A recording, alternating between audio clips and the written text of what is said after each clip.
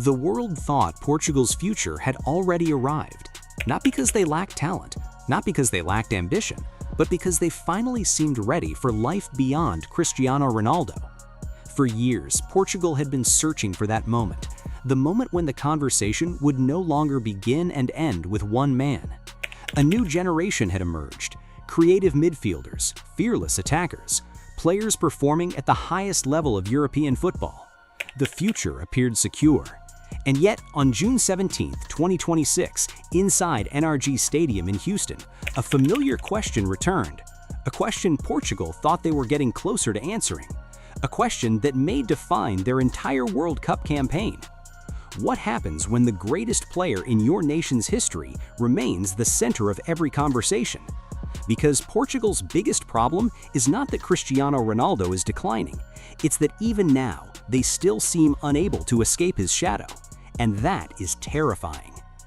The 2026 World Cup was supposed to be about Portugal's evolution, a tournament where the depth of their squad would finally take center stage, a tournament where the spotlight would be shared, a tournament where the burden would no longer rest on the shoulders of a player approaching his mid-40s. Instead, after 90 difficult minutes against DR Congo, the football world found itself discussing Ronaldo once again. Not because he scored, not because he produced a moment of magic, but because Portugal still looked like a team searching for answers whenever the game became uncomfortable. The evening began perfectly. Just 6 minutes had passed when João Neves announced himself to the tournament. The move was sharp, quick, confident, the kind of football supporters dream about seeing from a contender. The ball reached the midfielder. One touch, one finish, one goal. Portugal led. The celebration erupted. The fans believed. And why wouldn't they? Everything appeared under control. The favorites had struck early. The pressure had disappeared. The script seemed written. But football rarely follows scripts. That is why the World Cup captivates billions. It rewards belief. It punishes complacency. It creates chaos where certainty once existed. And DR Congo refused to play the role of spectators. This was a team making history simply by being here. A team carrying the hopes of an entire nation. A team with absolutely nothing to lose. Those are often the most dangerous opponents, because fearless teams don't care about reputations. They don't care about headlines. They don't care about predictions. They care only about opportunity. And slowly, DR Congo began to find theirs. Portugal controlled possession. Portugal moved the ball. Portugal dictated the rhythm. But something felt missing. The dominance never became danger. The control never became authority. The possession never became punishment. It was football that looked impressive without becoming decisive. Then came the equalizer, a moment that changed the mood inside the stadium, a moment that changed the conversation, a moment that exposed the deeper issues surrounding Portugal. Yoane Wissa found space, the opportunity appeared, the finish followed. Suddenly, the underdogs were level. Suddenly, belief flooded through the Congolese players. Suddenly, Portugal faced adversity, and adversity reveals truths. Not immediately, not always dramatically, but eventually. Because when everything is going well, every team looks complete. The real test arrives when things stop going according to plan.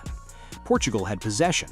Portugal had talent. Portugal had experience, yet as the match entered its difficult phase, the eyes of supporters drifted toward one man, Cristiano Ronaldo.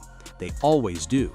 For more than 2 decades, he has been Portugal's answer. Whenever they needed inspiration, whenever they needed belief, whenever they needed history, Ronaldo was there. That relationship became one of the greatest stories football has ever witnessed. Goals, records, finals, trophies, moments that transformed a talented nation into a respected football power. But every great story creates a difficult challenge. How do you move forward when your greatest hero never truly leaves the stage? That challenge followed Portugal into this World Cup, and against DR Congo it became impossible to ignore. Because this Portugal team should be entering its prime. The squad is loaded with quality. The midfield possesses intelligence and creativity. The attack contains pace and technical brilliance. The defense combines experience with athleticism. This is not a team lacking options. This is not a team lacking talent. Yet whenever tension rises, the instinct remains the same. Look toward Ronaldo. Wait for Ronaldo. Believe Ronaldo will find a solution. That expectation is understandable. After everything he has achieved, how could it not exist? The problem is that football eventually demands evolution. History proves it repeatedly. Great teams survive because responsibility spreads. Great teams endure because leadership expands. Great teams adapt before circumstances force them to. Portugal are attempting to do exactly that, but the process remains unfinished. As the second half began, the pressure intensified. DR Congo sensed opportunity. Portugal sensed danger. The game became faster, more physical, more unpredictable. Every challenge carried greater significance. Every attack felt heavier. Every decision mattered more.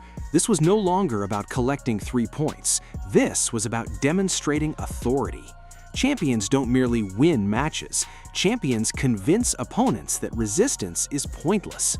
Portugal never achieved that feeling, not against a determined opponent refusing to disappear.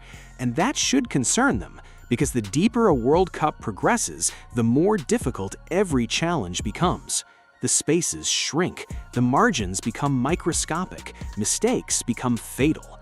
The difference between victory and elimination often lasts only seconds. Those moments demand collective strength, not dependence, not hope, strength. Against DR Congo, Portugal produced flashes of excellence, but flashes are not enough. Not when ambitions include lifting the trophy, not when expectations include competing with football's elite nations, not when history is watching. The uncomfortable reality is that Portugal remains caught between 2 eras. One era belongs to Cristiano Ronaldo, the other belongs to the players preparing to inherit his legacy. The transition appears inevitable, the timing remains uncertain, and uncertainty creates pressure. Because every impressive performance from Ronaldo delays the conversation, every goal postpones the future, every moment of brilliance reminds the world why moving on feels impossible. That is the paradox. Portugal's greatest strength became their greatest challenge, not because Ronaldo failed, because he succeeded beyond imagination. His standards became so extraordinary that replacing them feels unrealistic.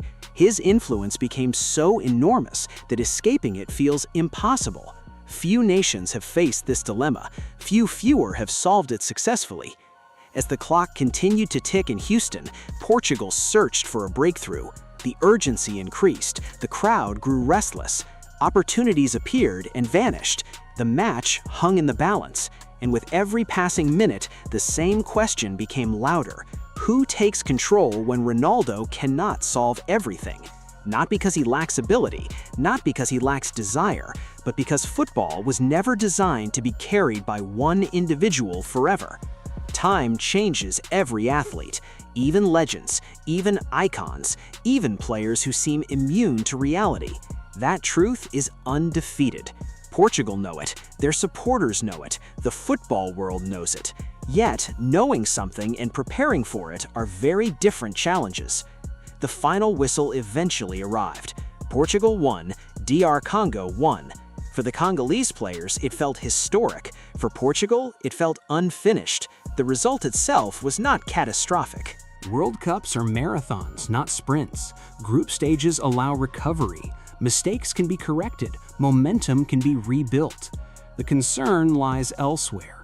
The concern lies within the questions that remain unanswered. Can Portugal dominate elite opponents when matches become complicated? Can the next generation consistently assume responsibility? Can they transform from Ronaldo's team into a complete team? Those questions matter far more than a single draw, because this tournament is not really about the group stage. It is about what happens later, the knockout rounds, the pressure, the moments where entire campaigns are decided. Eventually, Portugal will encounter stronger opponents, opponents with world-class talent, opponents capable of punishing hesitation, opponents capable of exposing dependency. And those opponents will study everything. They will study Portugal's patterns, Portugal's strengths, Portugal's weaknesses. Most importantly, they will study where Portugal turns when uncertainty arrives. That is why this story matters. Not because Ronaldo is finished, he's spent years proving predictions wrong. Not because Portugal are weak, they clearly are not. This squad possesses enough talent to challenge anyone. The story matters because greatness can sometimes delay transformation, and transformation is essential for survival. The most successful national teams eventually reinvent themselves. They respect their legends without becoming trapped by them. They honor the past while embracing the future. Portugal are attempting that balancing act right now. Perhaps they will succeed. Perhaps this draw becomes an important lesson. Perhaps the younger generation grows stronger because of it. Perhaps the burden becomes shared. If that happens, Portugal become terrifying. Not because they have Ronaldo, because they become dangerous even without relying entirely upon him. That version of Portugal can challenge anybody. That version of Portugal can dream about lifting the World Cup. That version of Portugal represents the future. But if every difficult moment continues leading back to the same solution, if every challenge demands the same rescue, if every crisis requires the same hero, then the road ahead becomes dangerous, because football history has shown this lesson countless times. Dependence eventually becomes vulnerability, and vulnerability becomes opportunity for opponents. Cristiano Ronaldo has already given Portugal more than anyone could reasonably ask. He delivered unforgettable memories, historic victories, records that may never be broken, moments that changed football forever. Nothing remains to prove. Yet, somehow, the conversation continues returning to him. That alone tells the story. As Portugal left Houston, the standings mattered, the result mattered, but the larger narrative mattered even more. The future remains bright, the talent remains undeniable, the dream remains alive. Yet, one question continues to hover over this World Cup campaign. Can Portugal become champions because of Ronaldo, or must they finally learn how to become champions beyond him? The answer will not arrive overnight. It will emerge through battles, through pressure, through moments where someone else steps forward. Until then, the paradox remains. Portugal's biggest problem is not that Cristiano Ronaldo has become ordinary, it is that he remains extraordinary. And sometimes the most difficult challenge for a great team is learning how to move toward tomorrow while yesterday's legend is still capable of changing everything. The tournament continues, the pressure grows, the defining moments are still ahead, and somewhere between the legacy of Cristiano Ronaldo and the future of Portuguese football, a World Cup destiny is waiting to be written.